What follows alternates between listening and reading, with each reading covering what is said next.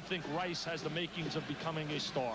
Hughes at 6'8", the sophomore out of Muskegon, Michigan. In white will jump center against Dean Garrett, the junior out of San Clemente, California. He's the junior college transfer who was the most valuable player in the California JC programs a year ago. And Dick, he has really matured. It's a tough thing for a kid to come out of junior college and play at this level. Especially when you look at an Indiana situation where they played a great team concept. Hey, this crowd is really into it. I said it's one of the most blasé places in America for big-time basketball. To me, at U of M up in Ann Arbor, it always reminded me of Pavarotti in concert. That's how quiet the crowd has been. Now here's Bill Frater, and he wants to know why we haven't started. And now they're getting one of the audio people off the edge of the court. Going to make him sit down behind press row, and that's why we did not start, and we will start now. Indiana in red, Michigan in the home white. Indiana comes in 11-1, fourth ranked in the nation. Michigan 9-5 overall. And Alford will control the opening tip for the Hoosiers. Interesting matchup already. Gary Grant, the Secretary of Defense, lining up on Steve Alford. And as good as he is, you'll see Alford work all over the floor trying to get his shot. This is Smart, another junior college transfer. Misses the opening shot, loose ball. Follow inside a little short by Garrett. And we got a walk inside as Indiana got 2 offensive rebounds and couldn't produce a bucket. They showed some aggressive play by going to the offensive boards. That's one of the keys of Bob Knight basketball. Attack the glass. Grant and guard Thompson are the guards for Bill Frater. This is Hughes. Smart goes out that far, they just leave him alone. Smart matched up on Grant. Jobert misfired. The tip follow wouldn't go. Here comes Smart, very, very quick. He's got great jumping ability as well. Had a big game against Ohio State with 31. Alford double team, fouled by Antoine Jobert. Jobert has been an enigma in the eyes of a lot of people. Came out of high school, as we look at the general sitting on the sideline. Bob Knight with his ring from his national championship days. But you know, you talk about Jobert. He came out so highly touted out of high school, out of Southwestern in Michigan, and a lot of people have felt that he hasn't lived up to all of those clippings. It's very tough to live up to the kind of clippings he received. Tell you what, if Bob Knight wore all the championship rings he'd won, his knuckles would drag the ground. And they threw it away, couldn't save it. Keith Smart gave it the effort at the sideline. The official ruled him out, and tonight's officials Tom Rucker, Eric Harmon, and Sam Licklider. Well, the crowd's really been pumped up. We've played 1 minute and 14 seconds. We have no score. Wait till somebody scores. Indiana brings out the best, I think, in most crowds. The hostility for the general. It's a sign of respect. Hughes looking inside to Thompson. Now Jobert. Man-to-man defense. Typical Indiana man-to-man defense. A lot of zone defense away from the ball. They really give a lot of help, Mike. A lot of zone principles involved in their man-to-man. Long jumper that time by Grant. It won't go. And out of bounds. We almost had a souvenir. Guard Thompson also is a key for Michigan. On the road, he has not even looked for his shot. At home, he's thought about shooting the ball and has been very effective. Had a big game against Ohio State Saturday.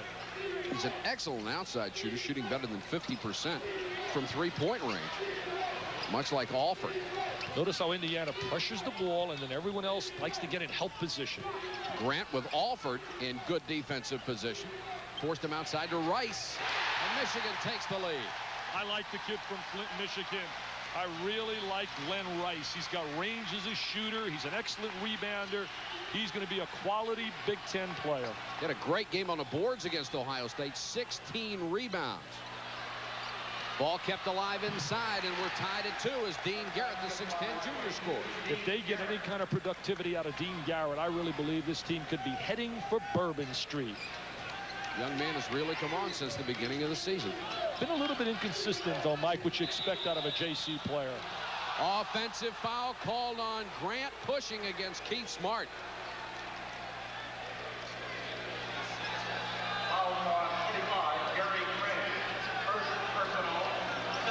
Indiana does a great job of taking the charge, and that's what just happened up in that sequence. Keith Smart stepped in and took the charge from Gary Grant.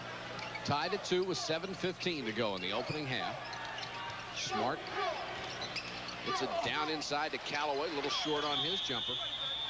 Indiana has managed to keep all those rebounds alive, even though they lost that one. They're very active. This has been a big road trip. They had to play Ohio State and Michigan State on the road, culminating with the trifecta now playing Michigan. Three teams to start the Big Ten on the road for the Hoosiers. Thompson, three-pointer. That's what you wanted to see out of him. Excellent ball reversal. They did a tremendous job of swinging the ball from side to side to get Thompson free for the weak side jumper. Here's the steal on the bad pass by Smart. 2-on-1 break. Right. Oh, and slam, the foul. jam, bam. Bob Knight certainly not happy with that kind of execution. Not a smart foul by Keith Smart.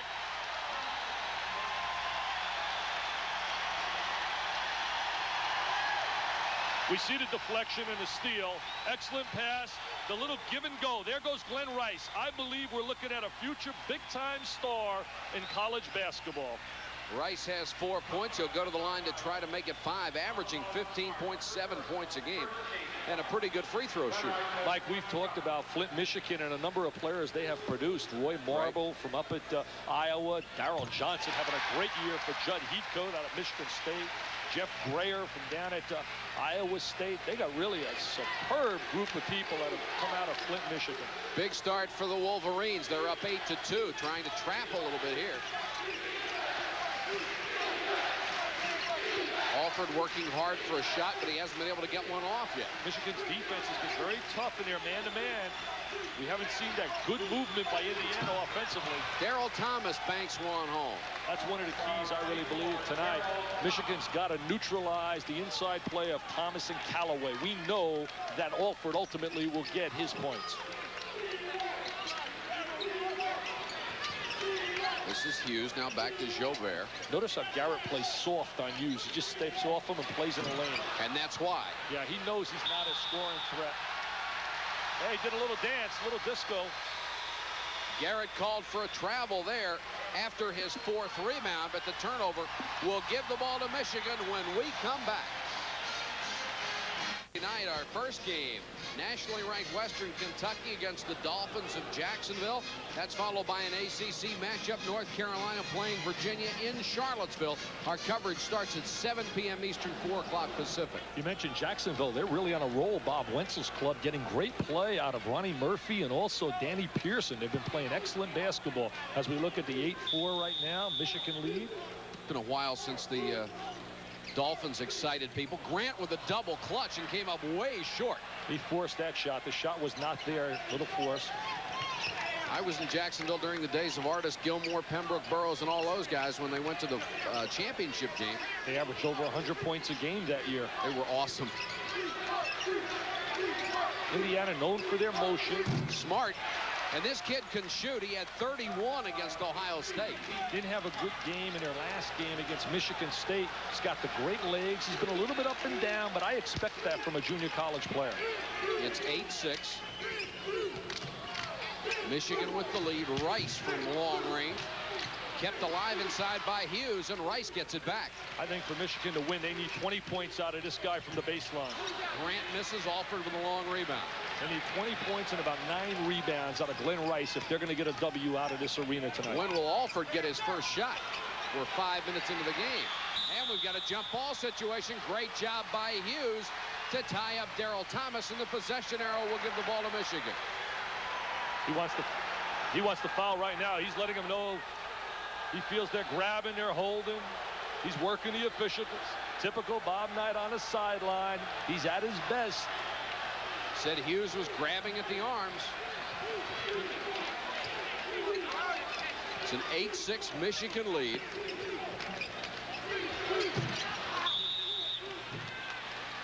Got a foul inside. Check who gets it.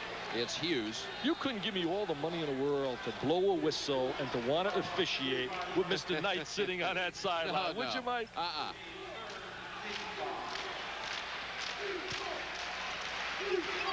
Thompson against Smart. Smart's got great quickness. Alford, good job inside. Nice pass. Oh, what a tremendous feed. A little two-man basketball. Alford and Thomas. Alford looking for a shot and just slipped it to him. Watch Alford draw the defense to him. Here comes Steve Alford. He spins. He whirls, just like he did in high school. There's the little handoff. He looked like a quarterback, a little Testaverde down inside. Thomas went to the same high school as a guy by the name of Isaiah Thomas, one of the greats in the NBA. Free throw is no good, but Indiana keeps it alive, and now Jobert.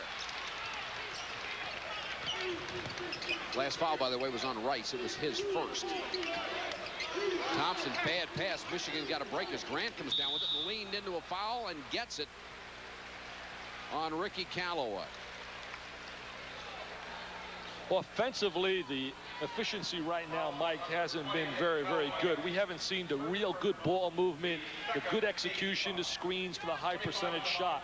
It's like a feeling out process, it seems to me, going on there like in a boxing match. Grant will go to the free throw line. Gary Grant's right below the upper echelon of guards. I put him right below those great guards out there like Alford, like Kenny Smith in North Carolina. I just believe he's got to be a little bit more consistent with his performance to rank and to rate with the what I call A-plus guards. I give him an A. He's got a year and a half to go. Here's a little man-to-man defense right now by Michigan. Watch, there's a little back screen. See how they try to give help off the ball. There's pressure on the ball. The other side's going to give help. Alford just has a tough time getting his shot against defense like that. He's got to work around screens a little more. They're not laying the screen for Alford like they normally do to get him free. Grant working with Jobert, and now Hughes, another long-range jumper, and he'll hit this one. They're going to make him shoot that jump shot. Dean Garrett's playing way in the lane. They're going to make Hughes, who hasn't been a bona fide scorer, shoot the ball. He has his first two. Alford, nice move, but he had it knocked away from behind. 3-on-1 break. Jobert to Thompson. That's and it's 14-8 Michigan. That's a clinic in how to run the transition game. Giving the ball up to the middle of the floor and cutting without the basketball. As I talked about earlier on the show, Mike, Alford is not as effective with the dribble as he is with moving without the ball. He threw that one away. Great pass by Jobert. Bobby. Grant will score. Bobby better get a TO, a timeout. It's 16-8 Michigan at the 13-minute mark. 8 straight points for the Wolverines. Off their defense also. And the foul will be on Grant for blocking. That's his second, and it gets Bill Frieder up.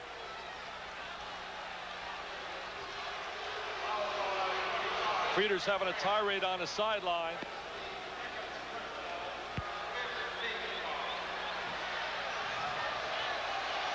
He was a nervous wreck with us before the game. He was a riot, wasn't he, Mike? He's already talking about, I got Michigan State, I got Syracuse on Sunday. I said, that's why you make those mega bucks, Bill. Big Bill. And now he's told to move back toward his own bench area. Indiana with 7 turnovers in the first 7 minutes. That's not typical of Indiana basketball. Alford gets his first shot. No roll, but the follow is good by Thomas.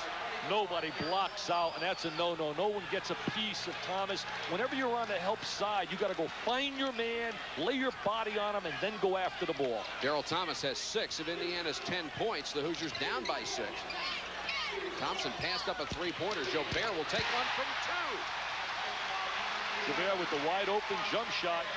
Indiana's got to find Alford coming off some screens. He's not as effective, as I said, off the dribble move. Look at Grant really playing him tough. Grant took it away from him again, and then he threw it away, trying to hit Thompson ahead of the pack. And Alford just having a tough time with the defense of Gary Grant.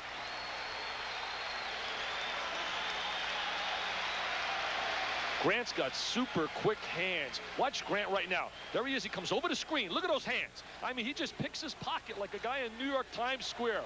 And then he throws the ball away. Tell you what, Grant has to do it tonight on both ends of the court, matched up against Alford. Alford driving again. Doesn't get that shot. He is a better outside jump shooter than he is a penetrator. He's shooting over 50% from three-point land. Thompson for 3 won't go. Smart got his hands on the rebound and controls. What a great story. Keith Smart coming out of high school. He was 5'2", senior. This is not Indiana basketball. They're not getting the kind of screens, ball movement. Bob Knight had his head buried in his hands, and no wonder his club is down by 8. See the defensive play by Gary Grant. He's been all over the court, the Secretary of Defense. Here he is matched up on the All-American Alford. Alford with the great head fake. Grant with the quick hands pops the ball loose. Now watch Thompson and Joubert. He gets the ball to Joubert, and Joubert with the great look, a little give and go to guard Thompson. One of the keys in that running game is to give the ball up and to cut without the ball. Grant comes up against Smart. This is Rice. Back to Grant.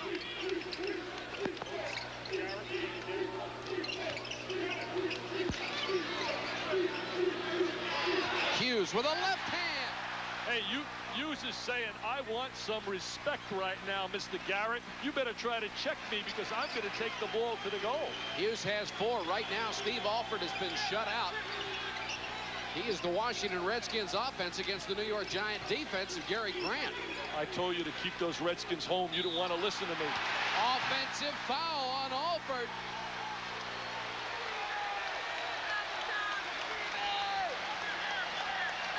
Grant was so fired up before the game. He told me, I love a challenge like this. There's the offensive foul.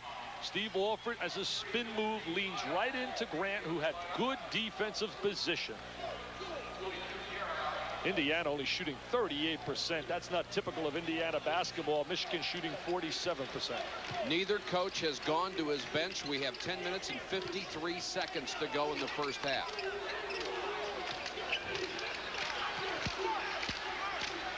See, they're getting some good basketball out of Hughes right now. Something they haven't had. A nice pass by Hughes. Hughes got it inside. May have been partially blocked as Rice tossed up an air ball. Alford's got to give the ball up and cut without it. He's got to get himself free for his jump shot. Now the first substitution is in there for Indiana. Steve Isle, number 32. To Callaway. Boy, Michigan playing some great defense. Callaway hits that one, even against tough defense by guard Thompson. He was one of my diaper dandies last year as one of the best freshmen in America, along with Tom Hammonds from out of Georgia Tech and Purvis Ellison. I really like Callaway. He's an exceptionally quick wing player. 20-12, Michigan. Notice Hughes right now up at the top, number 55. Thomas matched up on him now with Garrett on the sideline. And we've got a reach-in foul on Keith Smart. That'll be number 2 on Keith Smart. And the 4th team foul against Indiana. Second personal, 4th team foul.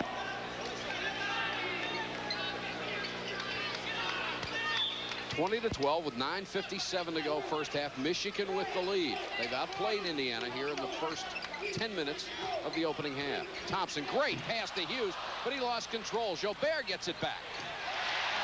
Boy, you just knew it was going in. That's the way they're playing right now. Antoine Joubert made an intelligent move. He was thinking about drive, but saw the open 12-footer and shot the rainbow jumper. The senior from Detroit has 4.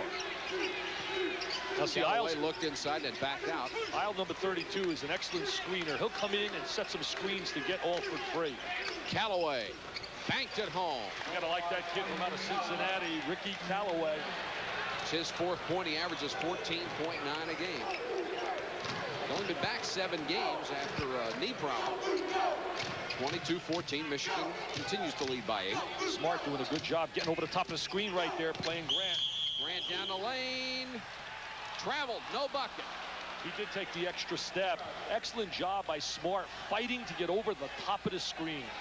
Bob Knight talking to Steve Alford, telling him what he wants. See, there's Smart. He fights to get over the screen, and then he takes the little NBA shuffle move. If you were in the NBA now, Mike, they would have counted it. Steve Alford, no points right now. He does have 2 rebounds, and that's it. Remember, we had him against Louisville. He didn't score for the first 17 minutes of the game. Right. The only real shot he hit was the 3-pointer just before the end of the half, and then he tore it up in the second half. And he was quiet against Ohio State in the first half, but then when the game was on the line, he's such a clutch player. He usually comes up with a big play. Got behind the screen there. Smart didn't get him the ball in time, or did he? Yes, he did. He's got to use the screen. He was trying earlier in the game to make shots off his dribble move, and that's not his style. That's the style of Gary Grant.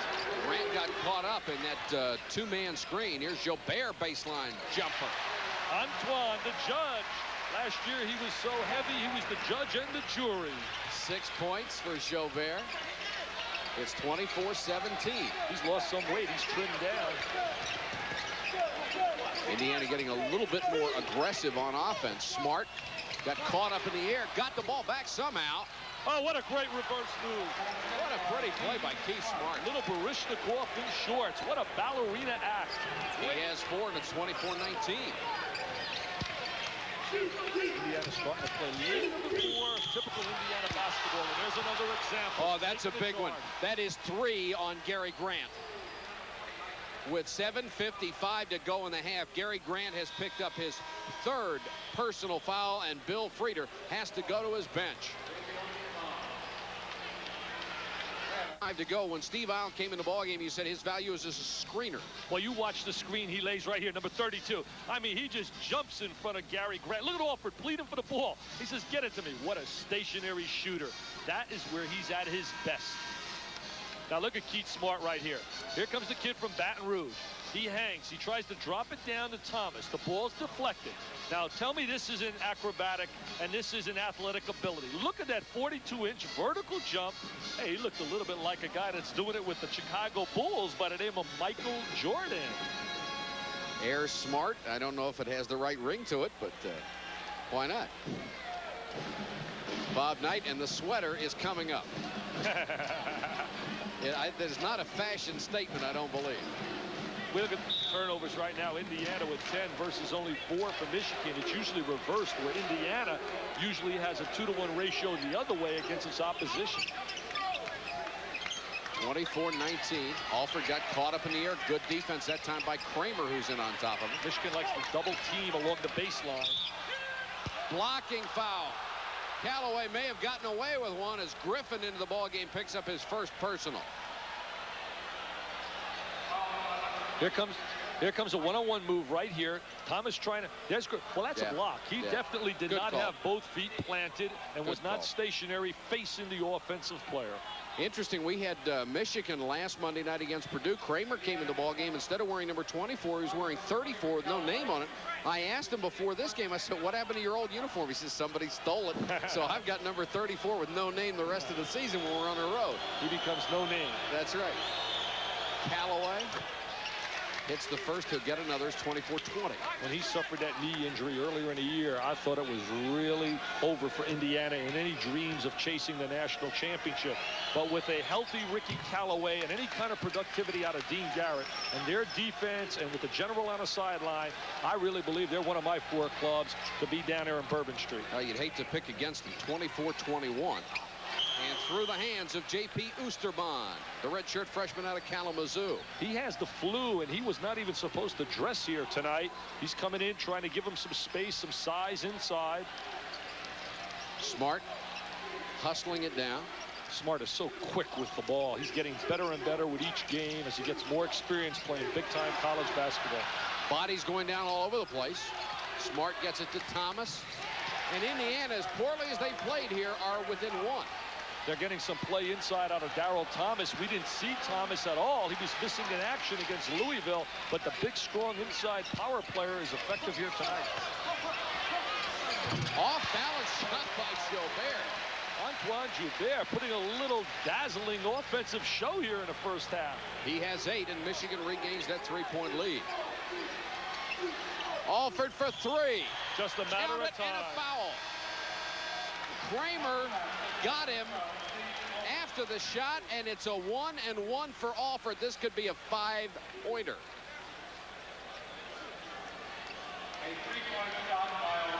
Watch this right now. Here comes Smart. Now watch this right here. There comes the screen. What a great screen by Callaway. Notice that both baskets, and there's the foul right after the shot. Notice both baskets, Mike, that have been scored by Alford have been stationary jump shots without a dribble. Look at that free throw percentage. And of course, he missed his first 2 shots. Those were drives in the lane. That's not his shot. You just showed you his shot. People want to know why he's shooting a 1-on-1. It's because the foul took place after the release of the jump shot. So this is a 5-point play, as you alluded to. And you can count him when he goes to the free throw line. It's 28-26 with a 5-point play. Indiana's taking the lead. What a weapon that three-point play is for Alford. How about the 5-point play? Yeah, 5-point. I'll tell you, maybe we're going to put a 5-point rule in next year. Jobert is really on fire. He loves that baseline jumper. He was such an electrifying scorer at Southwestern High School. Broke all the records down in Detroit, Michigan. He has 10 points so far. Callaway, quick move to the hoop. Got it blocked by Hughes, but they'll call the foul on Hughes, and that will be his second. I'll tell you who's the quiet performer on the floor. He comes in a game and something positive happens. Steve Alford. He did the same thing against Louisville. He became contagious with his hustle, his scrappiness. He's not going to score many points, but he lays those vicious screens that get people free, as he's talking over to Coach Bob Knight. And of course, that's the kind of player that that Bob can certainly use because of the way his offense is set up. Well, he runs that passing game. There are many options out of the passing game, but the three basic include a lot of screening away from the ball.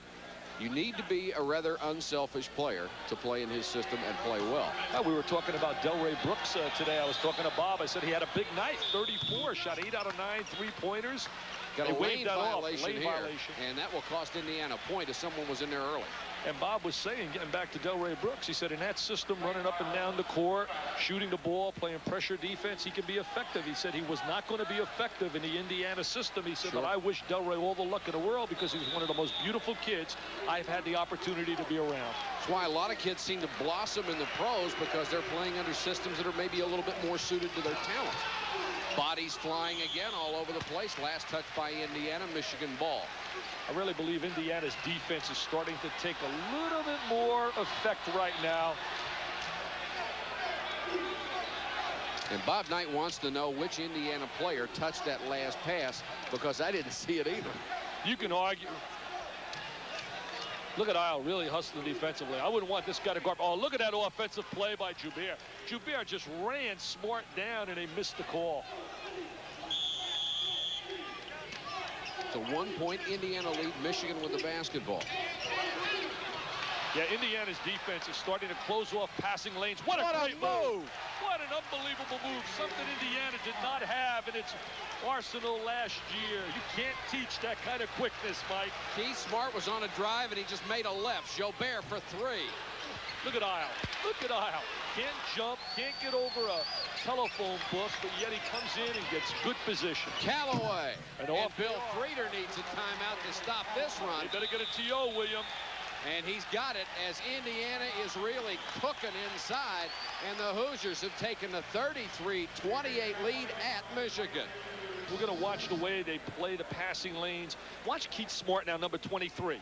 Okay, he's going to step right into the passing lane. Joubert goes away from the ball. Now here he is, comes up in the passing lane, deflects it. Now watch this quickness. He's off to the races, Carl Lewis style. Change of direction. I'll tell you one thing. That was reminiscent of a guy that did it here in 1975-76 season by the name of Ricky Green. There's the shooting percentage. You remember earlier, Indiana was down in the 30s. Now they're up to 62. And a lot of that is due to a lot of steals and easy layups in transition. Or as Bob Knight would say, vital. Forget the term transition. It's conversion. He gave me a lecture today on conversion and transition.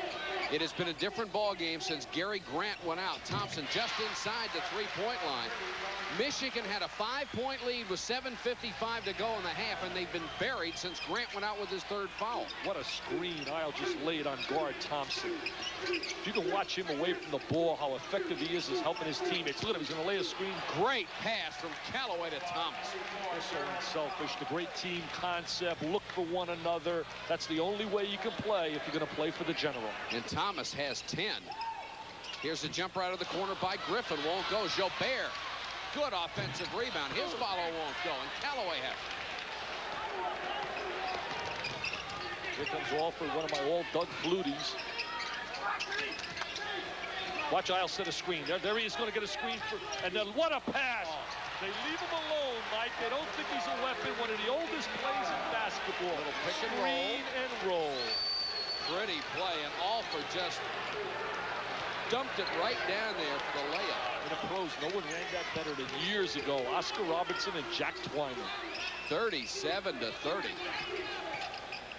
Indiana has hit 10, count them, 10 shots in a row. Michigan's offense is absolutely rattled right now without Grant on the floor. Indiana's defense is dominating. You take 23.7 points out of that lineup. Jobert's really the only other guy who can give you the points. Alford missed one. Went down again after the shot. Wanted the foul, didn't get it. Thompson could definitely give them some scoring. You can't bring Grant in right now. Some people are probably wondering, not with the 3 fouls in the first half. Thompson inside that three-point line again. And the loose ball rebound goes to Thomas, ahead to Alford. Jobert couldn't get it. That's a no-no. No one rotated back. Guard Thompson does not rotate back in defensive balance, and they get the easy layup. 10 points for Alford. Indiana has scored 20 of the last 26 points and has a 39-30 lead with 3:26 to go in the half. Not only that, Mike, what they've done is they've absolutely shut this crowd down. The crowd has been out of the game. It's been like Pavarotti in concert since the first 3 minutes when they were really into the game. Look at Isle. Look, 32. He'll come late a screen. Now there's the screen for Alford. Now look, he goes to the ball. They try to trap Alford. What a great play. You know where they designed that? They designed that in practice, and they also get that off the videotapes. They run it as well as anybody. Now watch right here. No one rotates back. There's Thomas with the baseball pass. Throws it the length of the court. Alford gets the easiest layup he'll get all year. Hope you'll stay with us for halftime. We'll have all the scores and highlights. Of course, John Saunders in the studio, and Dick Vitale speaks out. Hope you stick around to listen to this one because it's on the early signings that have gone on. And I think Dick makes a great point about the kids who are sometimes left out in the cold when the coach goes the other way. Not only that, I read an interesting article by Bob Gibbons, who does an excellent job about the fact of a lot of kids signing early. We hear about presidents talking about bringing some academic sanity, as Detroit loves ESPN. Everybody loves ESPN. But so many of the players that signed early, Mike, did not qualify thus far for the requirements of Proposition 48. And I don't know if that's healthy or not. I don't think it is.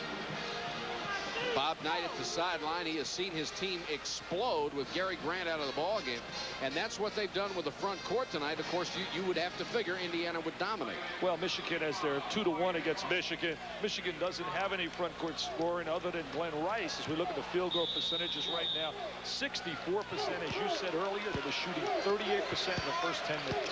Joe Hillman, number 44, into the ball game for the first time for Indiana.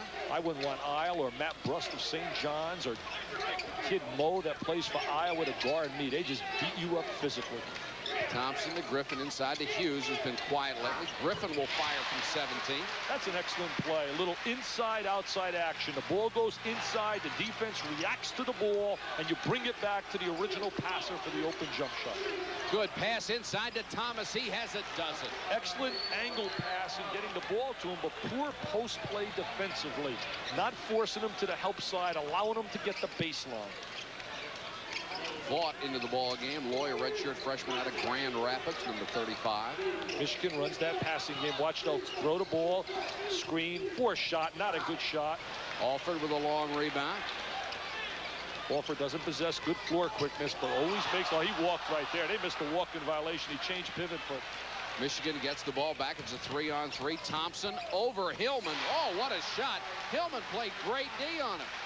Guard Thompson's the guy that's got to give them offense with Grant on the sideline. They have to get Thompson to score. He's capable. Had 22 against Ohio State. He's got 9 right now, and it's down to a 7-point ball game with 2:04 to go. Mike Patrick and Dick Vitale, glad you could join us for our doubleheader tonight on ESPN. All for 3. Got it, and he went down again as Thompson banged into him.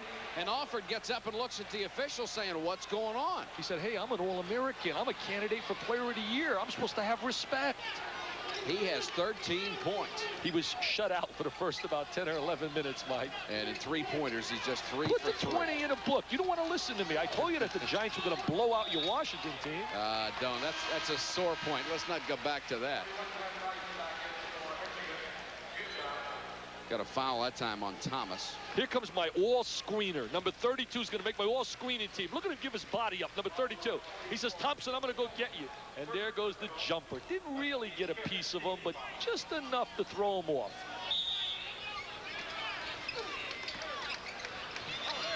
Michigan, bad pass. Griffin right in the hands of Alford. He goes in against Thompson. Oh, what a move! What a holy cow, what a move. A little 360 spin to the inside. What a plus player. Tell me he's not going to make it somewhere in the NBA.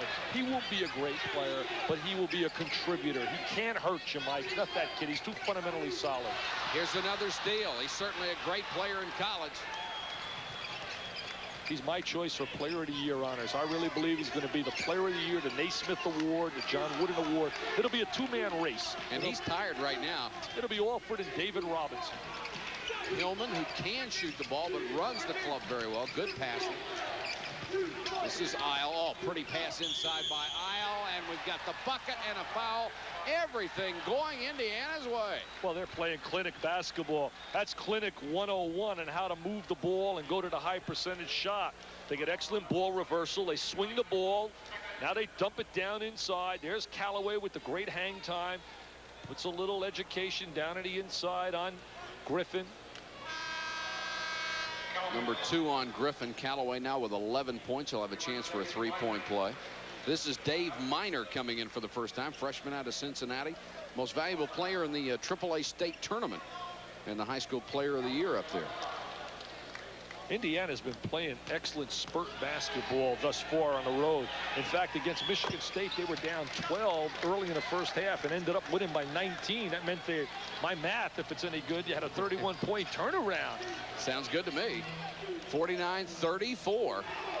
Indiana just starting to blow out Michigan on its home court. Whistle and a foul away from the ball, and it's going to be on Hillman.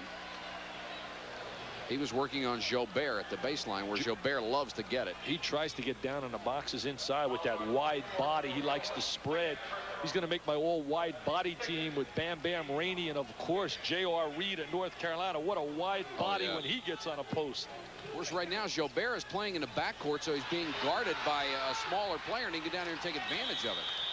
Out of bounds to Indiana. That's the third turnover on an inbounds from the baseline, and Indiana's probably only one of maybe, I don't know, 10 schools in America maybe that play man-to-man on an inbounds from the baseline. Alford, who got about a 10-second rest, comes back in the ball game because there's 35 seconds to go in the half, and he might have a crack at the last shot. They'd like to get a crack at the three-point play. His stats were awesome from three-point land, over 50, I believe, 6%. That's right. 38 out of 70 coming into this game, and he's hit 3 out of 3 in this one. Another screen. There's Thomas laying a screen for Alford. And Indiana working for the last shot. We're down to 17 seconds. As you can see the clock on your screen. Watch Isle. Isle knows where Alford is. His job is just simply to lay his body to get Alford free. Isle's going to try to get a screen. Hillman always looks for it. There's Isle. He's going to have to shoot it. Blocked. And we've got an offensive foul as Isle went to the bucket. Hey, Steve Isle is supposed to look to lay that body. He said, you know, I'm tired of giving my body up for other guys. I want to get some of that score in. Well, he was down to about 5 seconds, made the decision to go to the hoop. He's been a great turnaround here in this half. When he came in the game, he started giving that body up, and Alford started to become effective. Griffin will go to the free throw line. 71% free throw shooter on the season with 4 seconds left in the half. Also, we cannot underestimate the losing. Oh, Harlem Globetrotters. You can't do that. That's a violation. Yes, it is. That is an absolute violation on Griffin. I don't know what he did, if he forgot or what, but he gave it the pump fake. It looked like Meadowlark Lemon. They changed that rule. Watch this right now. Look at a little Meadowlark. Little Meadowlark. So watch this. Look at that. Everybody jumped in, so I'll shoot it. That's a violation. Holy cow. Phil Frieda can't believe it. He's saying, hey, I've seen everything now. Isle, 1 second, and he got it. Why not? He's done everything else here in the first half. He's been unselfish. He's given them all the intangibles. I'll tell you what, Michigan had a 10-point lead earlier in the half. Right now, Indiana is up by 17. What a turnaround for the 4th-ranked Indiana Hoosiers. We'll be back with more from here. Right now, let's go back to John Saunders in the studio. This is the second half of our big Monday doubleheader. The Indiana Hoosiers with that big lead over Michigan. Michigan had a 10-point lead, then Indiana ran off 20.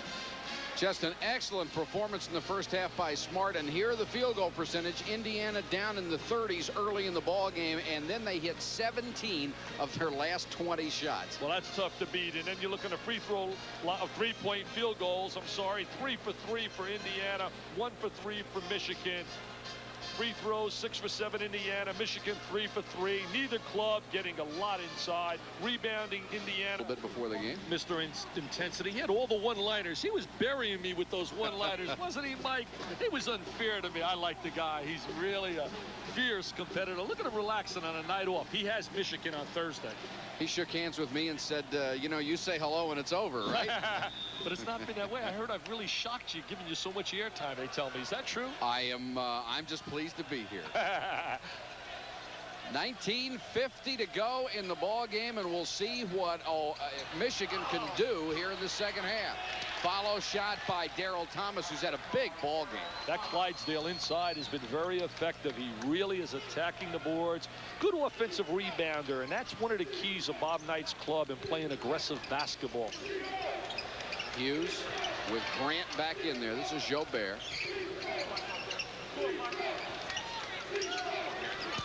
See if Grant can get untracked on offense. Jobert inside. Wouldn't fall for it. Good rebound to Isle, who starts the second half. He earned the right to start. He was so effective also against Louisville, because I thought Louisville played a supreme first half against Indiana. Hoosiers have scored the last 12. They had the last 10 points of the first half and 2 here. They're really running their passing game now, getting a lot of ball movement. Look at him reversing the ball. Good play by Isle. Gets to Smart for a three-pointer. Grant with a long rebound. This is Grant at his best with the ball in his hands. Jobert, he'll get the foul on the way up. Michigan has got to push it at every opportunity. Grant had 35 against Ohio State. He's from the state of Ohio. They're really upset they lost Gary Grant. It came down to Kentucky and Michigan, as it did in the case of Terry Mills, who I saw here at halftime, the 6'10 wonder who they can't wait to get in a uniform next year. There's a second foul on Callaway on that play, and Jobert will go to the line. Is this place quiet, or is it quiet? Well, you could hear just about anything drop, in fact. I've always said it's one of the most blasé places in America for college basketball, from the standpoint of being a big-time environment. I think a lot has to do with the theater chairback seats. It's got that theater setting. It doesn't have that typical hometown crowd that exists in a lot of arenas across America. Right now, I think it has to do with being down 18. Yeah, that doesn't that doesn't help matters. And there's a bad pass out of bounds. Smart over the head of Alford. And Bob Knight gets off the bench. That is not his style play. He gives a little lecture, coaches on every possession. Tell you, an 18-point lead will send a lot of people for popcorn. Well, don't leave early. I'm going to give you the 5 best motivators in America a little bit later in the telecast. The 5 guys that are great orators at halftime, could flat out motivate. Jobert gets to the baseline again. Won't go. Hughes, nice rebound, scores, and draws the foul. He shows some potential. He's like a guy I would call Mr. Poe. He has some potential, but he disappears so much. There's Jobert right now taking a little baseline jumper. Comes up short, and here comes Hughes. Here's a guy that's got to contribute. He's got to be effective with a little jump hook inside, gets the conversion. Second foul on Isle.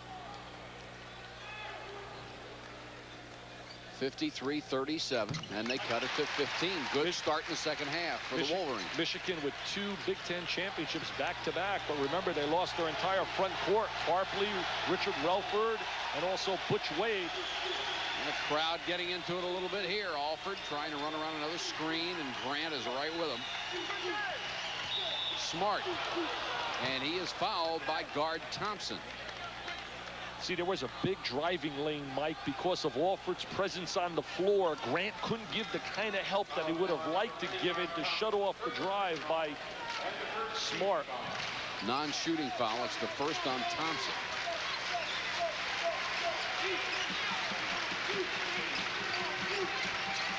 Callaway working on Jobert. Look at Isle going to set the screen on Grant. Smart, tough shot, didn't get the roll. Good rebound by Rice. Averaging almost 10 a game off the board. Big possession here.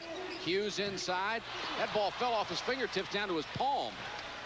Smart 1-on-4, and he'll draw the foul. And they call it on Jobert for reaching in. He gives them that extra dimension that they've lacked in the past in Indiana basketball. They were a little bit stationary, a slow team, but Smart gives them. Watch this excellent rebound. That's a big-time rebounder right there by Callaway. Now look at his quickness. I mean, he's just going to blow by 4 guys and draw the foul. That's something Indiana lacked in their offensive setup.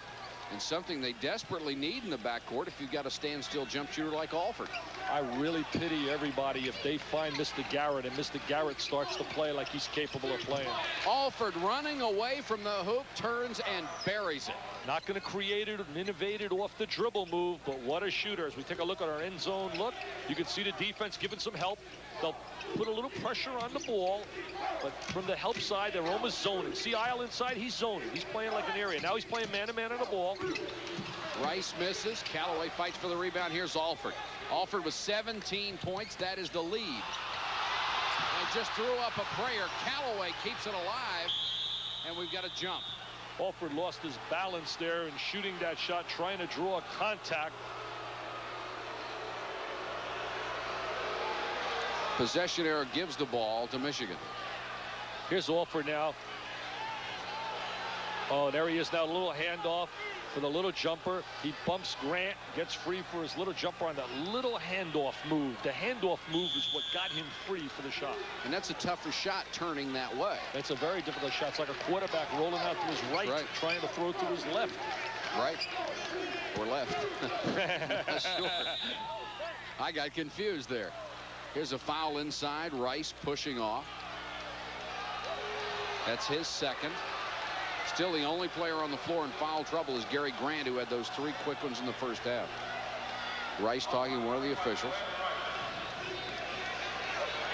Next year, with the addition of Ramil Robinson and Terry Mills, they're going to get some firepower. This club's going to be exciting. In fact, the Big Ten's got so many great players coming in next year. Marcus Liberty and Nick Anderson at Illinois, Lyndon Jones and Jay Edwards with Indiana. I mean, it's going to be big, big-time basketball again in the Big Ten. Is Marcus Liberty a great name or what? Oh, he's a great player. He can match the name, Michael. Watch the movement away from the ball. Always moving without the ball, the other 4 players. Going to be in the best shape of anybody.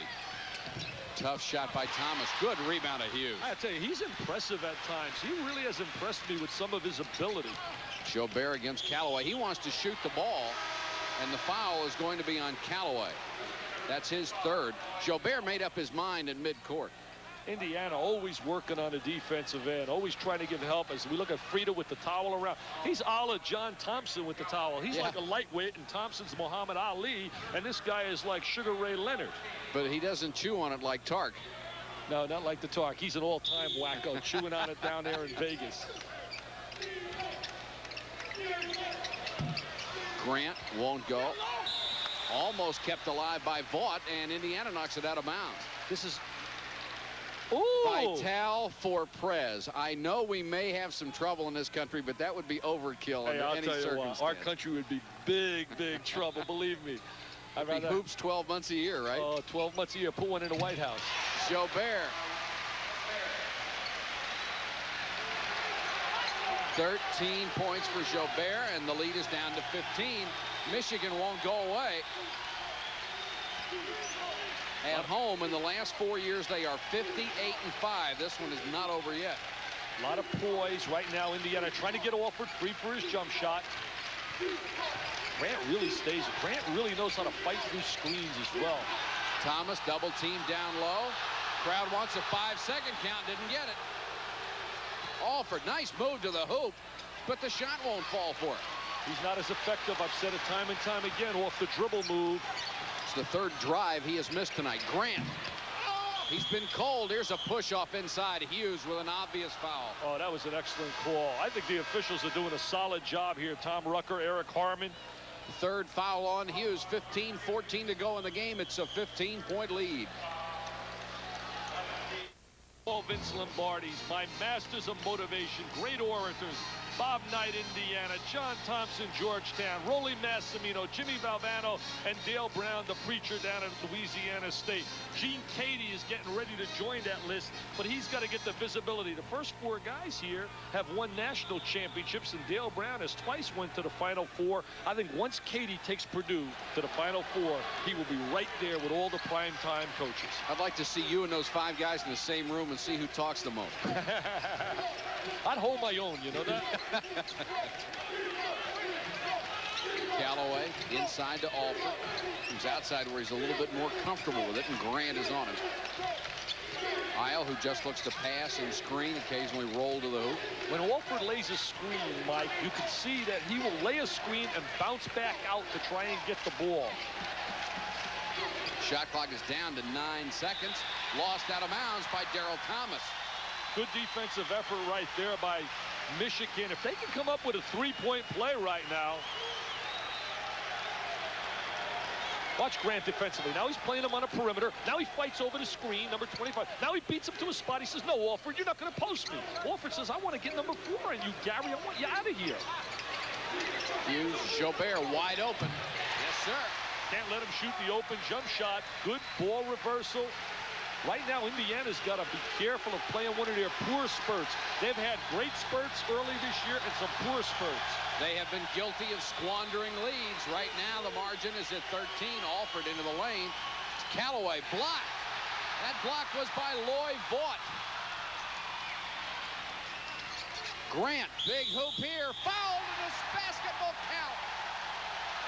Great drive by Gary Grant. But as you mentioned, Indiana has blown some leads. They had a 17-point lead, Mike, against Ohio State earlier. As we watch here in their first Big Ten game, there's Joubert, gets the Grant. Now look at Grant with a slashing drive. He hangs, steps inside the defensive player, gets fouled. 3 fouls on Steve Isle, and Bob Knight looks on as the lead is disappearing. He's got to be concerned. They had a 17-point lead against Ohio State, and fortunately, Ohio State took the lead on a great play by Curtis Wilson, but then Steve Alford took over. Here comes the crowd. The 6th man has arrived. They're standing 13-609 on their feet. It's a 10-point game with 13:44 left. Here's a whistle, foul away from the ball. Kramer will pick up the personal. Jack Kramer, the freshman from Quincy, Illinois, is in there for guard Thompson. That is his 2nd personal. Kramer's from out of Quincy, as you mentioned, the same high school that produced Bruce Douglas, who starred at Illinois, especially his sophomore year, was brilliant. And then he and Ephraim Winters never became the players that I thought they would be. There's Bobby Knight's career record. Hall of Fame, absolutely, definitely. Sideline violation. Uncharacteristic of Indiana, and they turn it over. Michigan can get the lead down to single figures. They're holding up a sign from the bench that says corner for the Michigan offense. And Hughes from 16. That's the 2nd outside shot he's hit, and it's down to 8 points. This is the best I've seen him look, Mike. He's thinking a little bit offense. They need some out of him. Here come the Wolverines. This is the kind of crowd you have to have in a college environment. Callaway outside to Isle. Smart under pressure. Got the bounce. Kramer all over it. He got that with his legs, and Bob Knight certainly applauds his jump shot right there. The great legs. You shoot with the legs as well as you do with your wrist and follow through and your backspin. Hughes left wide open again. He'll take it again. Now they got to come out on him now. Yeah, he's forcing them to come out. The scouting report says ineffective, doesn't think offense, won't look for the shot. Hughes is right now saying, in your face. He only averages 5.9 points a game. He has 11 tonight. Nice move by Thomas, spinning inside, and then somebody went down hard. That was Keith Smart. Great move, Mike, but no defensive play at all on the post. Very ineffective post defense down inside on Thomas. 59-49 with 12:13 left from Ann Arbor. Jobert trying to create something. There's Hughes again, and now Callaway's out on top of him. Jobert walked. And coming back into the ball game, Glenn Rice for Bill Frieder. And Kramer will come out. So Gilbert will go back to the backcourt. Somehow Indiana's got to get Steve Alford more shots coming off those screens. There are stretches on the floor that he doesn't get free enough. As we look at Bob Knight and his staff. 12 minutes even left in the ball. I think we're going to look for Alford for a jump shot. Thomas, left-handed. They can't check him inside. Nobody's beating him to the ball. No one's denying him, fighting him to the spot, allowing him to get the ball inside, and he's free to roam. Yeah, he's getting it exactly where he wants it, and he has 18 points, hitting 9 of 10 from the floor. Lead is back to 12. Grant still virtually invisible on offense. He is fouled as Smart reached in. That's 3 on Smart, and fouls may now start to become a problem. Smart and Callaway and Isle all have 3 for Indiana.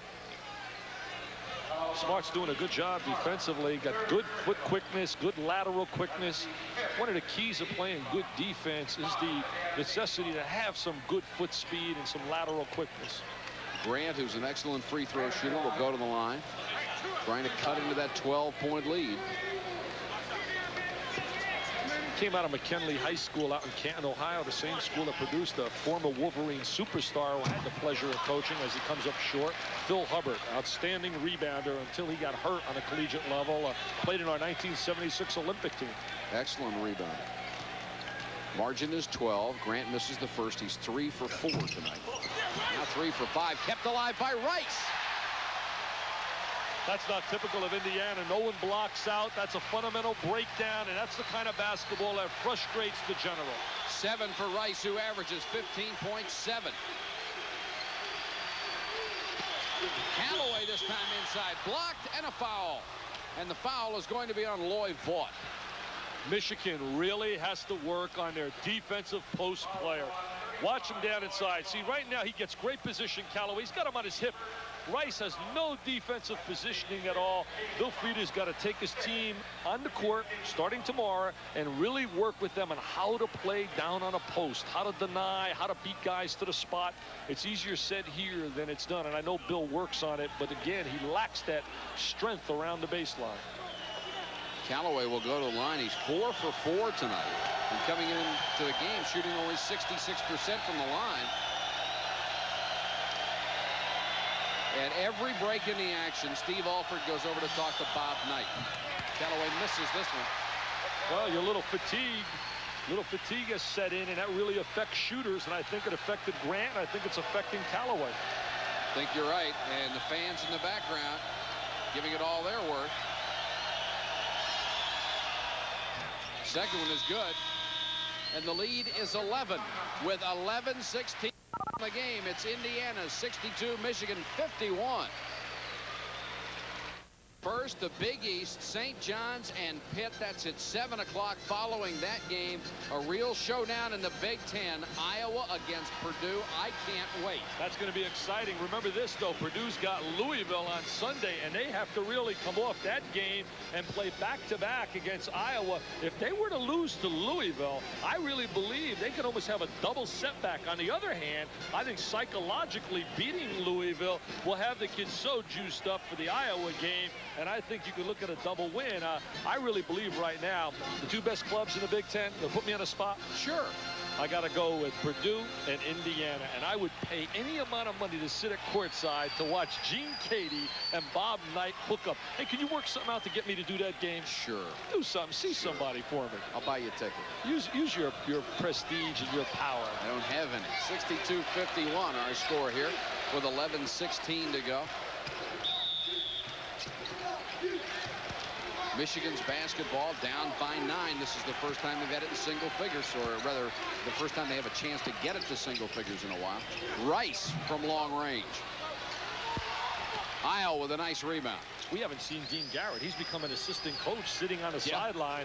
Steve Isle has moved him right to the sideline by just doing it. Steve doesn't possess anywhere near the talent that Garrett possesses. They go inside again. Here's the block by Vaught. They'll call Vaught for the foul, and he thought he had all ball that time. Can't play behind him, Mike. As soon as you play behind him, see, they're right now, they recognize Michigan can't play down on a post. They drop it to the inside, and as soon as you get it in there, you're going to draw a foul. Look at Callaway right now. He gets blasted by Vaught on his screen. I mean, he just blows him out. Schembechler would like that screen. That's right. 63-51. Speaking about Schembechler, all kinds of rumors that in a year when Don Canham steps aside that he'll be the new athletic director. I don't think he'd like that position. Hey, Don Canham to me has been the most creative, innovative marketing whiz as an administrator in college athletics. He's done an excellent job. Thomas is in with 20. Bo might go with athletic director and head coach. Oh, that's the Here's second time he's done that.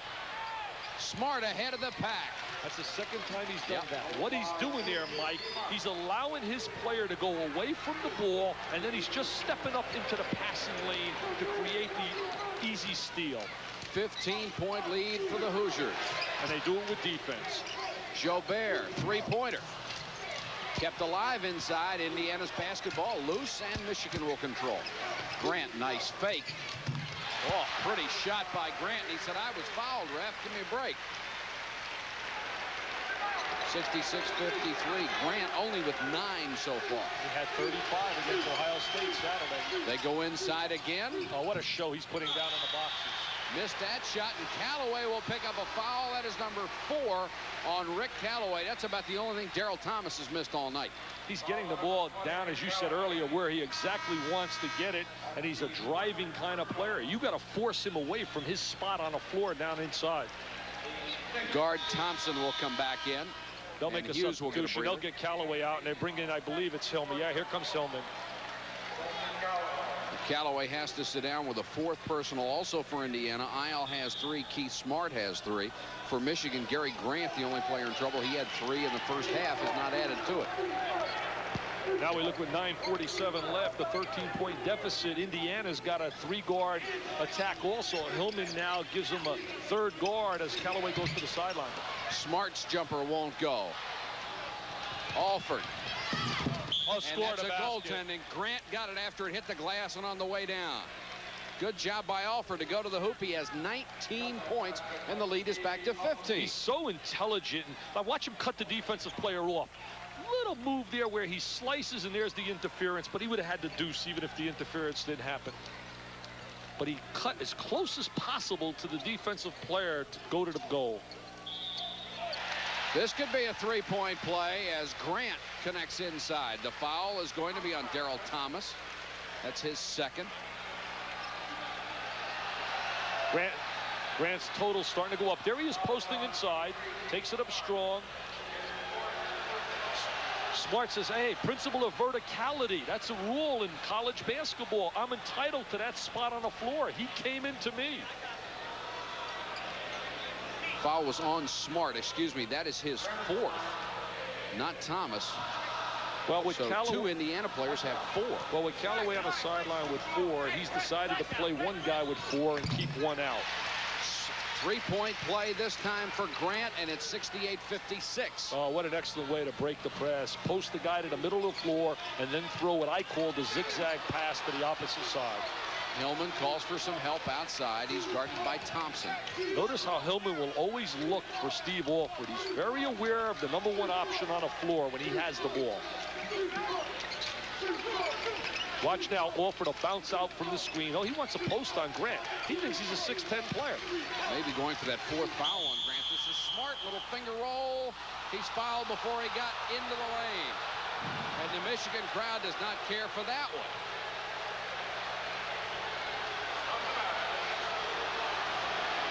Now we watch it right here. They get the foul down in the lane. They get the little grab. Ooh, Thompson reaching in. Little move inside. Did you see it? Pretty. So Smart will go to the line. There's Bill Frieder. First trip to the line. He's a 77% free throw shooter. He's an amazing story. We talked about it earlier. He went to Southern University when he got out of high school, and they told him he couldn't play college basketball. Then went to junior college for 2 years, really developed, and now has become a standout collegian. One of the things that was interesting, a point you made before the season start, the junior college players have to adjust to, is close games. Usually, if they're that talented, they don't have close games. Thompson, nice move. Thompson with that good lane move inside. The other thing in junior college, you're not playing with the kind of quality that he's facing here in numbers. You have 2 or 3 good players, but you don't have these kind of people at every position. Alford really pressured by Grant. They go inside to Thomas, trying to make his move. Alford faked the three-pointer, now for two. Won't go. He's got the rebound, though. Baseline drive, got caught in the air. What a pass! Holy cow, what a pass by Alford.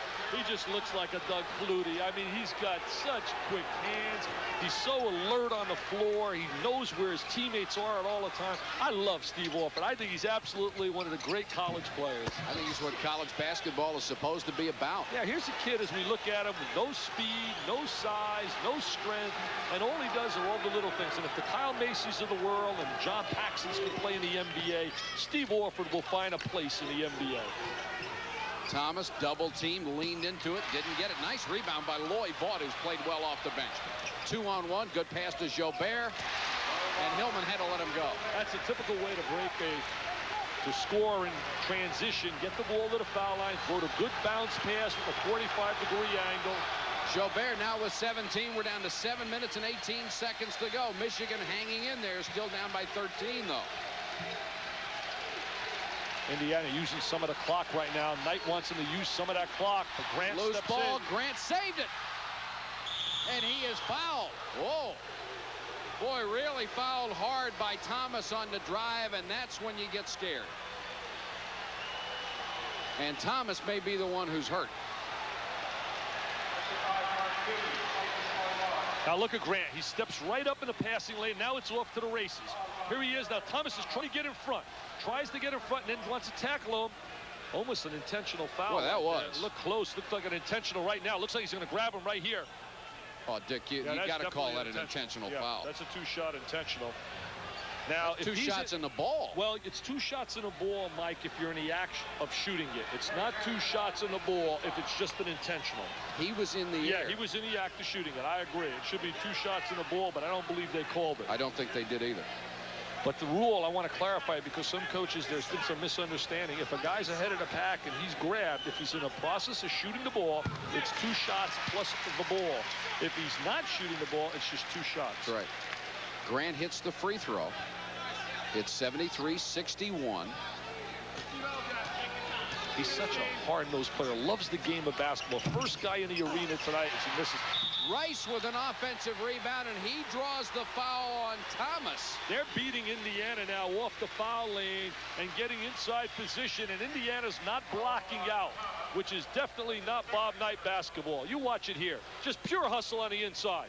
Now look at this. Steps right across. Thomas doesn't, not aggressive, and here he is. He comes with the foul.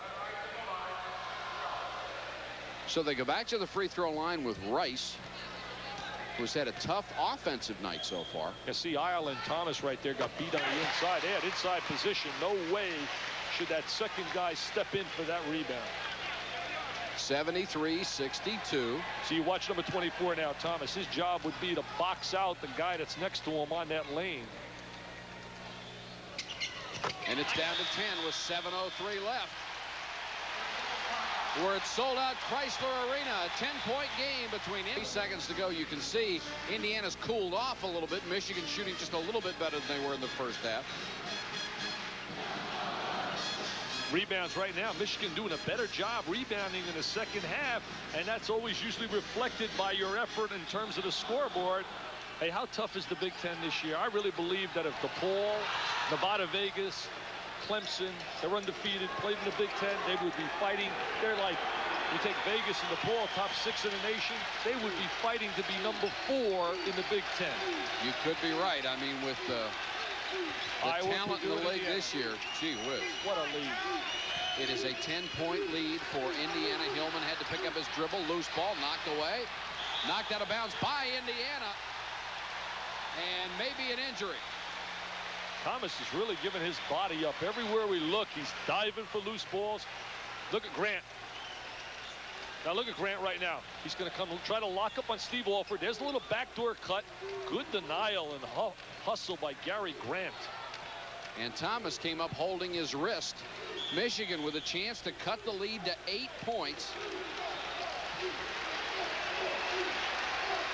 Jobert talking with Grant in backcourt.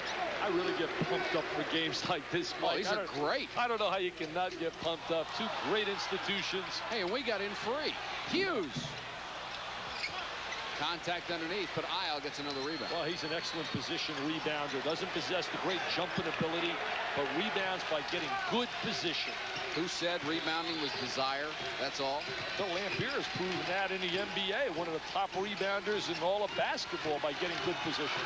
Isle, and here's a steal by Grant. What a defensive play by Gary Grant. He wants to go all the way in. He's fouled. The foul is going to be on Hillman. You want to talk about rebounders just for desire. How about Wes Unseld? You got one of the class acts of all time in Wes Unseld. Here comes Grant coming right at you. He turns on the afterburners, takes it up strong, and they got the foul. Tom Rucker and Eric Harmon. Foul should have been on Isle. I don't know if it was called on him. He was the one who reached in. They were pointing at Hillman. Well, I thought Hillman stepped over to try to take the charge. It might have been a little late. They got a block on Hillman. But the whistle blew during regular action. The whistle blew before any contact underneath. The foul had to be on Isle. That would be his fourth.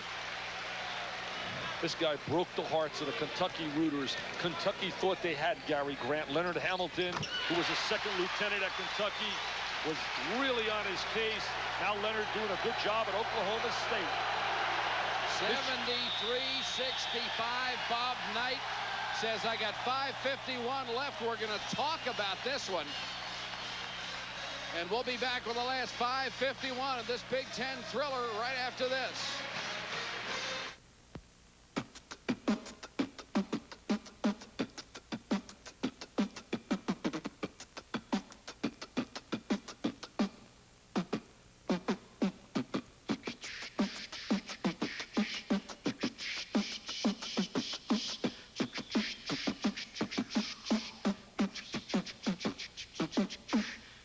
Live coverage of the America's Cup Challenger Series.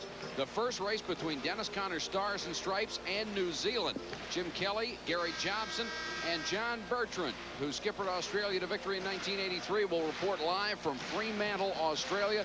Stars and Stripes has to do it, or the United States is out of the America's Cup this year. Well, we thank you for that, and Indiana may be closing in on #1 this year. Bob Knight doing a little lobbying with 5:51 left. He really believes that the greatest team he ever coached was the 74-75 team when Scott May got injured. That was the year John Wooden closed out his career in great style, winning his last national championship. One of the, I think, the greatest record of the history of sports. John Wooden, what he achieved at UCLA. Will never be matched by anybody anywhere in any sport. Alford got it. That's the first basket inside he scored tonight. That was designed during a timeout. They set the play up. They get the high percentage shot. Again, typical of Bob Knight on the sideline, a master X&O man. Alford has 21. Thomas is in with 22. Tonight, Jobert with a power move inside. And Antoine Jobert cuts it back to 8. He just takes that body. He gets people out of the way and posts up real strong. Hillman guarded by Jobert. Almost thrown away, loose and stolen by Michigan. This is guard Thompson. It's a 4-on-3. Jobert against Hillman. He missed it, but got it back. Missed it again, and Isle right there for the big rebound. Steve Isle's giving him big play. I look for him to get Ricky Callaway in the game shortly. Boy, that was a big play there. It could have cut the lead to 6. This place would have rocked. It would have rocked. Look at Isle trying to set a double screen. When in doubt, they got a... Hillman down on the floor again. Another jump ball situation. Indiana will maintain possession, but Hillman has been dogged the last couple of times down court.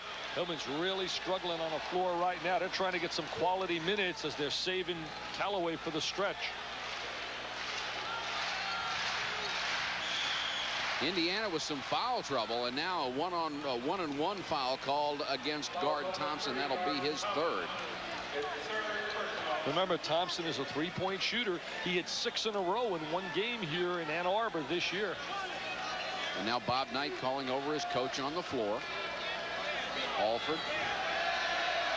When it's all said and done, Bob's been very critical of many of the things of his players. He gets on Alford as much as he gets on any other player. But when it's all said and done, 5 years from now, you can be rest assured he will be singing his praises, as John Feinstein said in a book about Bob. He said, hey, when it's done, he will sing all the praises of Mr. Alford. Keith Smart with a good offensive night, hits both free throws. And it's 77-67, back to that 10-point lead. They might look for guard Thompson and try and let loose with a few three-pointers. We're down to 4 minutes and 32 seconds. I think they want a couple of more inside shots before they go to that.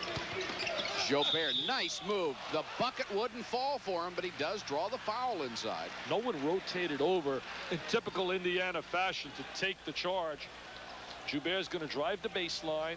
There he is, going to drive the baseline. No one really rotates over quick enough. There's Hillman coming over. Thomas should have been near, squared his body.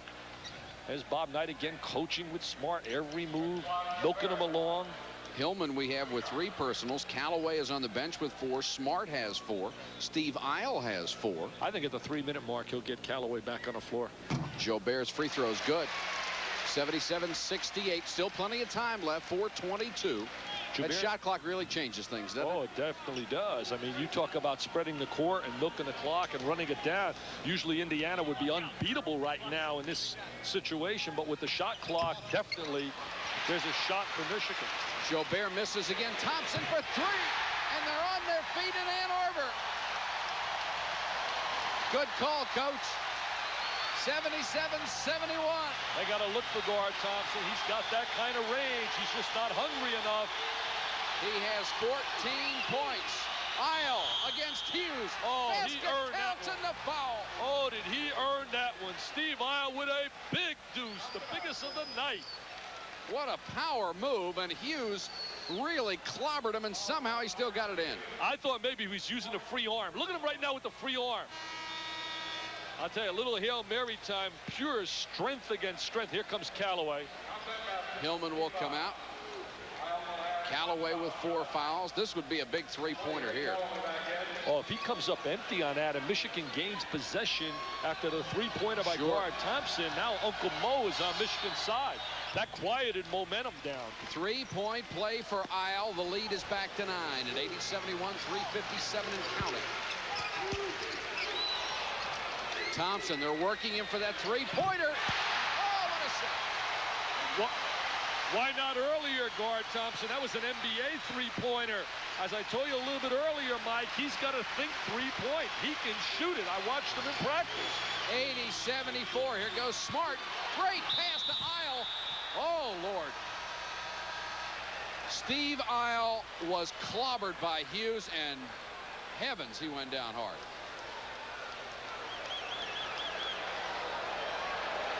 Oh, you hate to see that.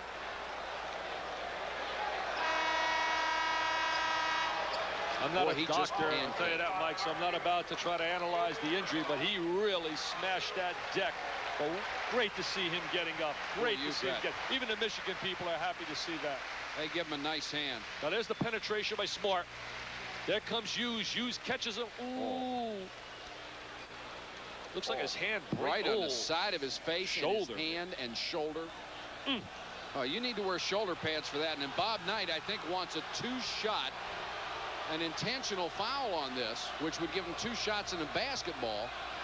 I don't believe it was intentional. I think he was coming over to attack to try and block the shot. He made vicious contact, but he really was going after the ball more than he was going after the body. Well, you'd have a tough time convincing Steve Isle of that right now. I'll tell you one thing, Tom Rucker's a 15-year veteran in this league. He worked some of my games when I coached, and I've always been impressed with Tom Rucker and the poise he's had on the court. Now, it's tough for somebody like Isle to go shoot free throws like this. Now, they've taken him out of the ball game, so they'll get Hillman into the ball game, and Hillman will shoot free throws for him. Of course, Hillman is an 85.7% free throw shooter. Go to your bench, replace him. He gave him such a performance tonight. Boy, didn't he ever. I'll tell you, when he came in the game, he turned things around. They were down about 10 early in the game. Came in. This is tough to do. As Isle sitting on the sideline next to Joby Wright. This is tough to do. It's almost like a pinch hitter in baseball coming off. You're not warm.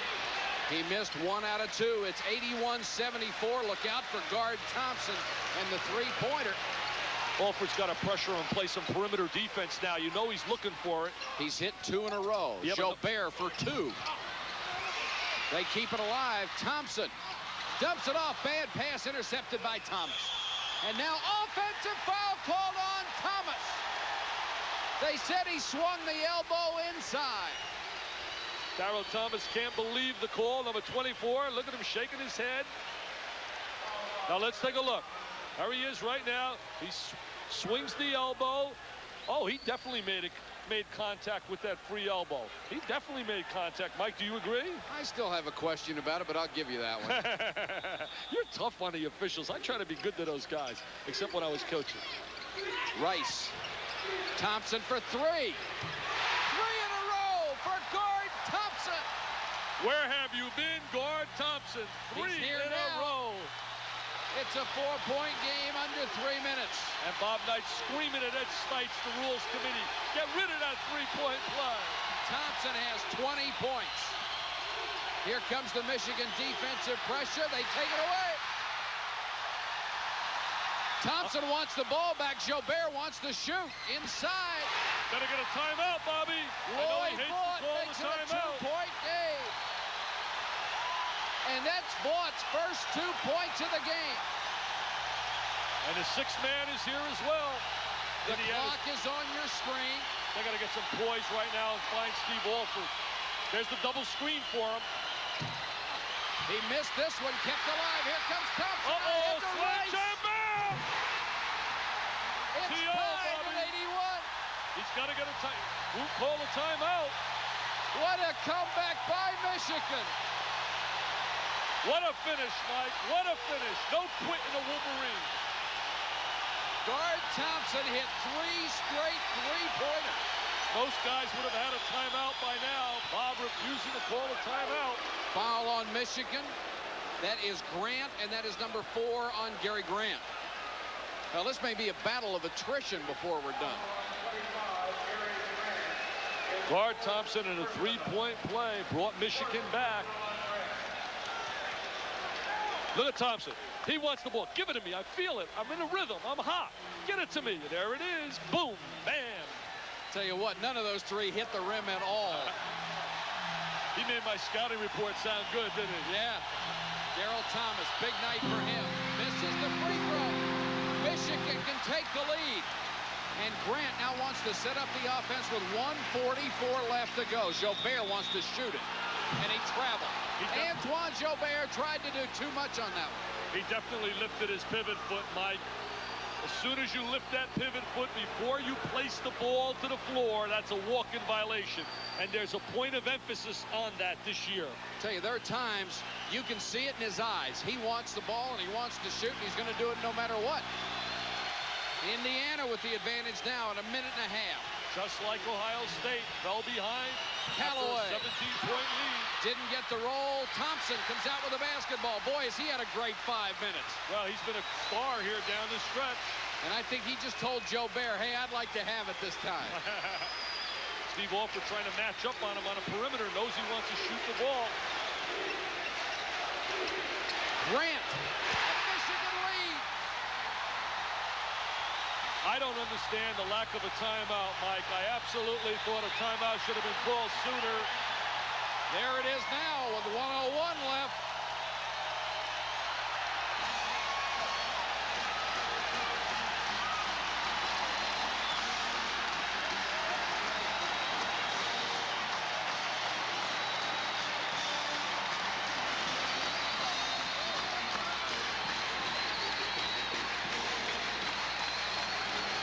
Dick, I had to agree with you. The fans here at Michigan might have been a little blasé earlier, but they sure aren't anymore. Well, they certainly came back, reflected by the score. Guard Thompson's three-point plays have really just put life into this team. And Gary Grant with the big basket. Very surprised about the lack of a timeout by Indiana earlier. It's 83-81. Michigan over Indiana. 1:01 left. Stay with us on ESPN. Right after this game, we'll have exclusive live coverage of the America's Cup Challenger Series. The first race between Stars and Stripes, captained by Dennis Conner, and New Zealand. We'll have Gary Jobson, Jim Kelly, and John Bertrand there. And here's one of the fill-in cheerleaders. He's one of the all wackos. Look at him. He's got a Michigan degree, $40,000 education, and look at him. How about those Broncos? Yeah, how about those Broncos? They did it too.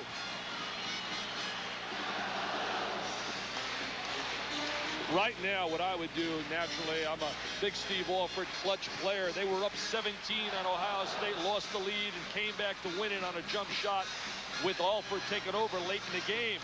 I would right now get one of their typical screens, maybe utilizing Thomas or Isle to get him free for that jump shot. Grant's really going to be all over him. Certainly plenty time left on the court. Minute and one. He's got to get the ball into a player about a 5-second count.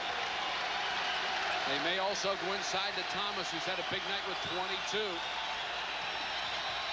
Smart trying to create something. Alford tried to get it inside. Callaway missed the shot. Kept alive by Isle. Off of Michigan. No, foul on Michigan. Steve Isle very active inside, keeping the ball alive in that possession. Foul was on Jobert. Isle's done the job, hasn't he? They refused to play Dean Garrett in the second half because of the effectiveness of Isle. Now here comes Isle inside. Look at him right now. He's just bouncing, aggressive play. And they get a foul. Tom Rucker gets a foul along that baseline. Jobert over the back. So Isle will go to the line on a 1-and-1. He's a 62% free throw shooter. Mike, certainly not great numbers. Got the first one, got the shooter's roll, and he'll have a chance to tie it with 45 seconds left, which means the shot clock is off, and Michigan, with the tie, could hold for the last shot. He looks really very comfortable shooting it as well. Very comfortable. We're tied at 83. Now, what do you do as Indiana on defense? On India right now, they got to play tough on a perimeter. They know Michigan lacks good inside play. You got to really try to look for Gary Grant. You got to really try to play him tough. Smart's all over him. Grant on Smart. Guard Thompson is picked up by Alford. Michigan in the driver's seat right now, certainly with possession of the ball in a tie game. You can see the clock. We're down to 20 seconds.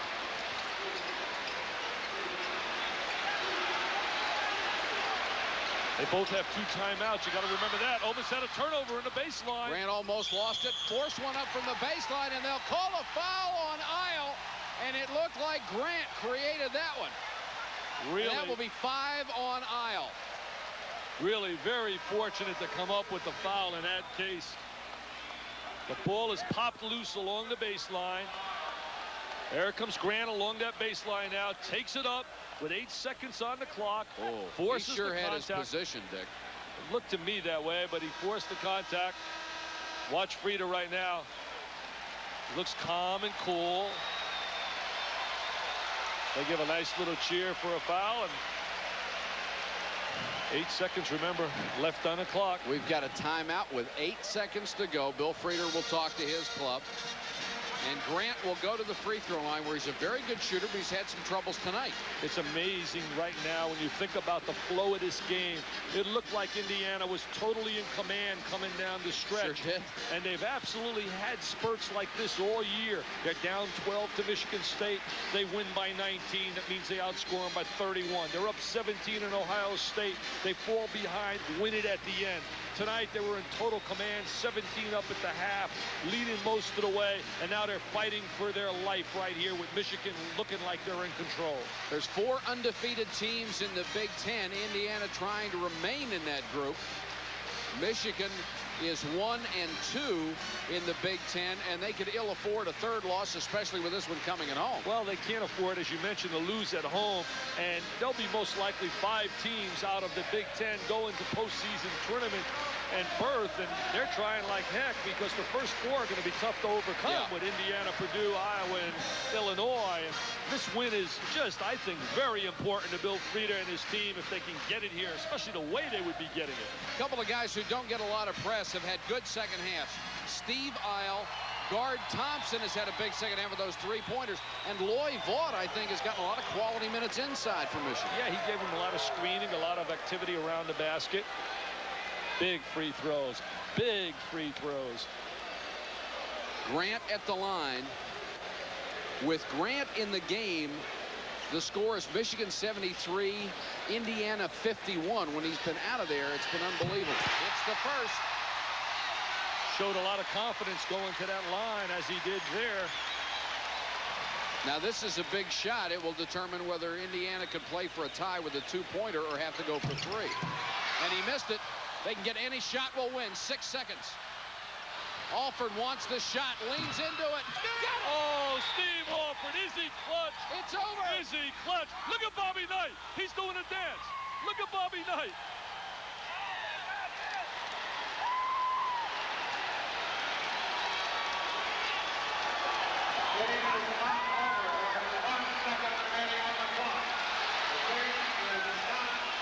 I believe Now there's a second left. They Mike. are saying there is 1 second left. They're The gonna scoreboard shows 0.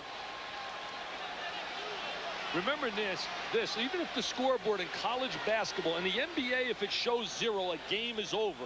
In college basketball, Mike, for the people out there, the horn has to go off on the side. There could be a fraction, little less than 1 second left. Now you'll be able to see it on the replay because the clock is superimposed. Oh, is he clutch? Is he clutch? There's my player of the year. There he goes, takes the ball, wants it at money time. Steve Alford. And then look at this right now. There's the one. All right, there's 1 second. There's the time. See, the horn has got to go off. The horn on that sideline. In college basketball, you can show 3 zeros. That does not mean the game is over. Now they get Bob Knight back out on the court.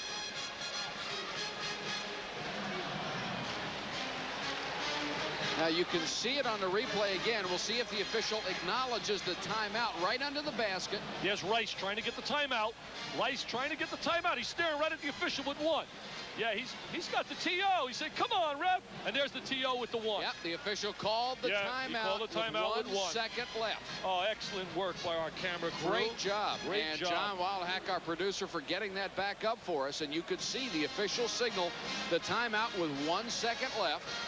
Of course, all this means for Michigan is they're 90 feet away with 1 tick of the clock left. Well, it's still hope. I mean, it's a better miracle. than being in the locker room. It's better right now than talking to the press and saying we had a moral victory with a game effort. You don't want moral victories on your own living room floor.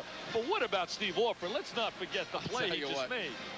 Mike, I'll tell you what, I said early this year, guys laughed at me. In fact, I was quoted, I guess, in Rudy Martzke's column in USA Today. I said, Steve Alford preseason, my choice for the player of the year in college basketball. Just the fact of the pressure games that Indiana faces day in and day out and the way he performs down the stretch. David Robinson is brilliant. David Robinson is a superstar. But I don't believe Navy has to play the kind of games that Indiana's playing week in and week out. No, that's not a bad choice, preseason or otherwise, for Steve Alford for player of the year. I love David Robinson. I love the Admiral, and I think he's a super talent. But I just think Alford is, I don't know, he just represents to me what I love in an athlete. Kramer is in the ball game for Michigan. He will be the trigger man. They will have to throw the ball the length of the court, and now we'll have another timeout as both coaches want to play their chess game and talk it over.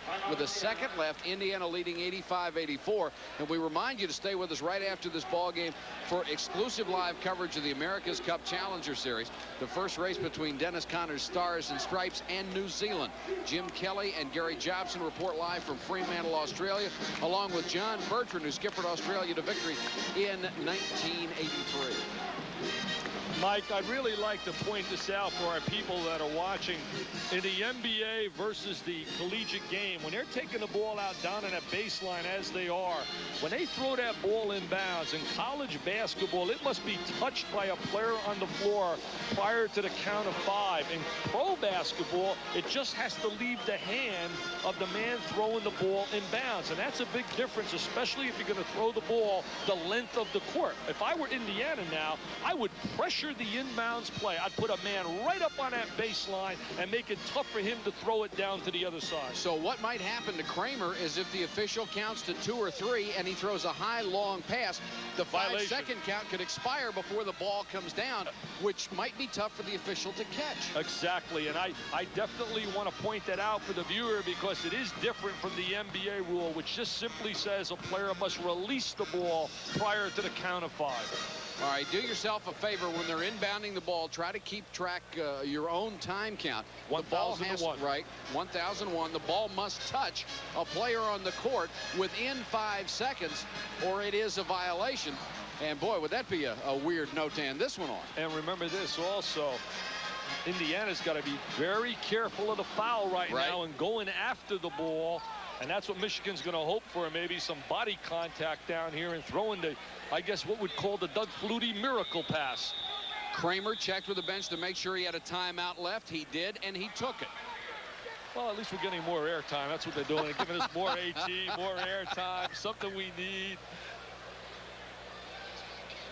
85-84. There we are. Best seat in the house for one of the better games of the year. Who's this good-looking guy sitting next to me? I'll tell you what, Mike. My wife doesn't like it when they show you and I together on the screen. Why is that, well, Dick? because you're so good-looking, you spoil all my looks. Oh, Dick, you got all the money, no problem. Money, I got a lot of hair on the top of that bald dome, don't I? 85-84. I tell you, this has been such an interesting game to do because Michigan played so well at the beginning. They were up 20-10, and then we had Gary Grant getting in foul trouble. He went out. Indiana nearly blew them away, went on a 32-10 run. Then in the second half, Indiana gets way ahead. Looks like it's going to be a blowout, and we said Michigan wouldn't quit, and they didn't. And we also talked about how we pointed out how Steve Alford's clutch. We pointed out the comeback against Louisville, the comeback against Ohio State. Take a look at Mr. Clutch right now. Take a look at Mr. Basketball in Indiana. There he is, tough, an Olympic winner, the all-Doug Flutie member, a kid that gets the maximum out of his talent. You got to love him. You got to love him. Look at him. Look at him. All his life, a big W on his chest. Just put it right there. W for a winner. Alford is simply a winner, and now he's running off the court with his teammate. Look at the high step by Hillman. He's hugging him. He said, I love you, Steve. I love you. He's protecting him. I'd protect him, too. I'll tell you what. Of course, they left the court because the clock had run down to 0, but they came back and determined the timeout had been called with 1 second left, and that's where we stand right now. What I was impressed with was Bobby Knight's sprint to the locker room. What a dance he did. Now watch this. Oh, they're not pressuring the ball coming in. Kramer length to the floor. It's over. And they let it go out of bounds. Didn't touch anyone, so Indiana gets the ball back. There will still be 1 second left. But at least Indiana will be underneath the Michigan basket. So even if Michigan would intercept. Yeah, you bring it back now. Indiana gets the ball. I don't know. There's no way they can get an L. All they have to do is get the ball inbounds, touch somebody, and it's over. And it's over. They get the trifecta. 3 road trip wins. Indiana goes to 12-1, and the 4th-ranked Hoosiers are still undefeated in the Big Ten, 3-0. Their best start in the conference since 1976. Michigan loses a heartbreaker. They go to 9-6. Our final score again, Indiana 85, Michigan 84 here at Ann Arbor. For Dick Vitale, Mike Patrick. Now back to John Saunders.